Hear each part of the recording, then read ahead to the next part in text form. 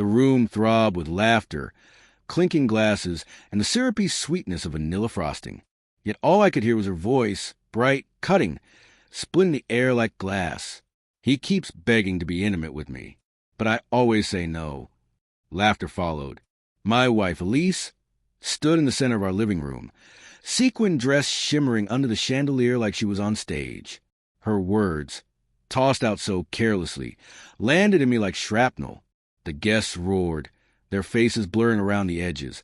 But I went still, a glass of Merlot trembling in my hand. Was she joking? Her eyes, glittering with something I couldn't place, met mine for a fleeting moment before sliding away. The air thickened, and I felt the first fracture in the foundation of our marriage. It was her 35th birthday, the event she'd been obsessing over for weeks. Our old Victorian home, with its creaking floors and stained glass windows, was dressed up like a movie set. Candles flickering, fairy lights draped over the mantel, soft jazz threading through the chatter. I'd spent hours preparing everything. The catered hors d'oeuvres, the wine selection, the handwritten card I'd tucked beneath her pillow. But now her laughter echoed in my skull, and the walls seemed to close in. Who was he? And why did her friends laugh like they already knew? I forced a smile, my jaw locked, and drifted through the crowd, brushing past neighbors and co-workers, offering drunken compliments on the party.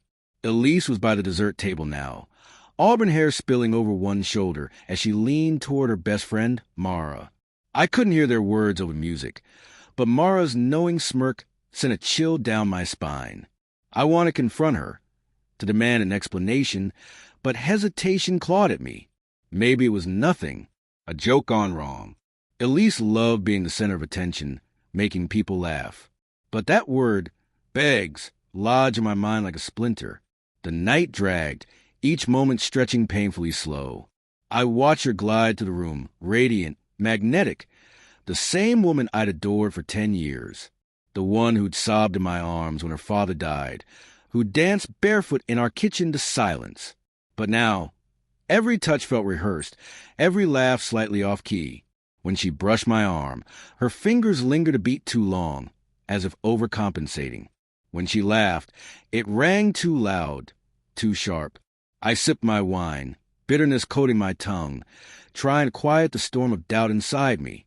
Was I losing my mind, or finally seeing the truth? Later, after the guests thinned out, I found myself in the kitchen, scrubbing dishes just to keep my hands from shaking. Cold water numbed my fingers, but not the ache in my chest. Elise appeared in the doorway, heels clicking against the tile. "You're hiding," she teased lightly, though her eyes betrayed a hint of tension. I turned, drying my hands, searching her face. "Who were you talking about earlier?" My voice was steady, but my pulse wasn't. Her smile faltered for just an instant before she forced a laugh. Thin, brittle. "Oh, come on, David. It was a joke. You know how I get after a few drinks." Her tone stung, and yet her eyes flickered toward the floor. She was lying. Or was she? Doubt wrestled with love, neither giving in. "It didn't sound like a joke," I said quietly, stepping closer. The air between us grew heavy, charged. She crossed her arms, defensive. "You're being ridiculous.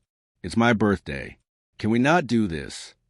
Her words pleaded, but her voice was edged, like a blade wrapped in silk.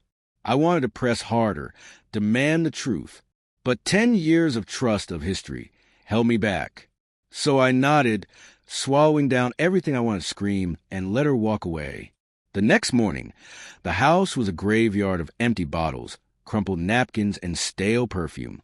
Elise slept beside me, her breathing slow and even, but I couldn't close my eyes. Her laughter replayed in my head, her words twisting with every echo. Her phone sat on the nightstand, unguarded, glowing faintly. My hands trembled as I entered her passcode. Our anniversary. That small, cruel irony nearly made me laugh. The screen lit up with messages from an unsaved number. "Miss you already. When can I see you?" And then her reply. "He's clueless." The floor dropped out beneath me. I sat there, phone heavy in my palm, memories flickering through my mind like film reels. Our wedding on a windswept cliff. Her hand in mine at my mother's funeral. Late nights spent dreaming of a future that now felt counterfeit. Anger surged, raw and blinding, but beneath it pulsed something deeper. Grief for the woman I thought I knew. When she stirred awake, blinking in the morning light, I held up the phone. My voice trembled. "Who is he, Elise?" Her eyes widened, then hardened. For a moment, guilt flashed across her face, quick, unguarded, before she masked it with anger. "You went to my phone?" What followed was chaos. Shouting, tears, words hurled like weapons. She admitted it then, an affair with a co-worker named Paul. Someone who'd been there when she felt neglected. Her excuses cut deep. "You were always working," she said, as if my effort to build a life for us had driven her to betrayal. I wanted to tell her that everything I'd done, all the long hours, all the sacrifices, was for her. But the words stuck in my throat. "Why didn't you just leave?" I managed. Her silence was an answer in itself. She packed a bag, movements frantic, and I stood in the doorway, caught between fury and heartbreak. As she walked out, the house, once filled with warmth and laughter, felt hollow. At the door, she paused. Her eyes glistened. "I'm sorry, David. I didn't mean for it to end like this." But she left anyway. The door clicked shut, and the sound broke something in me. Days later, I found her birthday card under the pillow, still sealed. Inside, I'd written about love, promises, and forever. I tore it to shreds, watching the pieces drift to the floor like ash. That night, Mara called. Her voice shook. "David, there's something you need to know."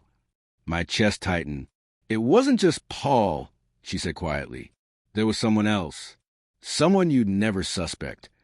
The world tilted again as she whispered a name, one that destroyed what little faith I had left.